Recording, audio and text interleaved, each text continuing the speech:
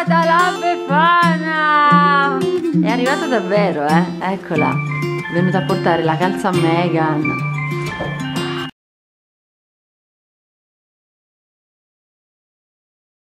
Allora, i dolci della Befana stanno aumentando esponenzialmente perché abbiamo anche altri 2 cassetti pieni, quindi direi di trasferirli nei barattoli. E pensavo di utilizzare questi, ora c'ho la piantina davanti e sono molto grandi e almeno insomma li mettiamo sistemati qui sulla mensola, che sarebbe questa qua. E, sì.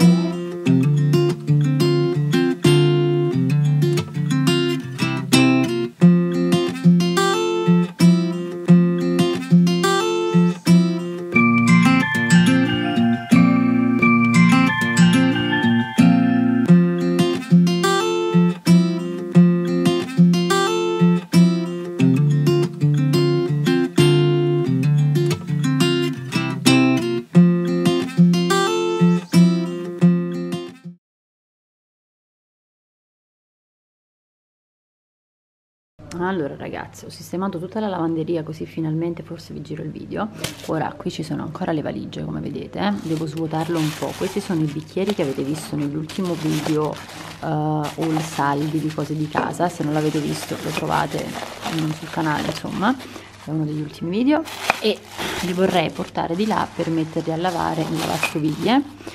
Questa è la calza per la nipotina che gli dobbiamo consegnare. Questa sì, è sempre un altro acquisto di Maison du Monde. C'è un po' di casino, qui ci sono varie come si chiamano, calamite che appunto abbiamo preso come pensierino. Qui c'è un'altra calza.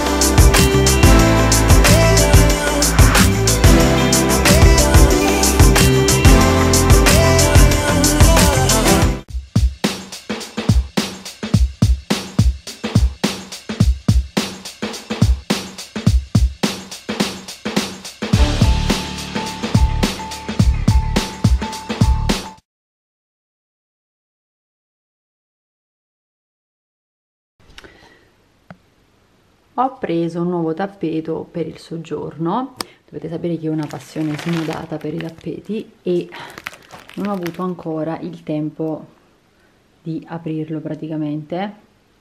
Devo ancora aprirlo, anche quella scatola lì in realtà devo ancora aprire.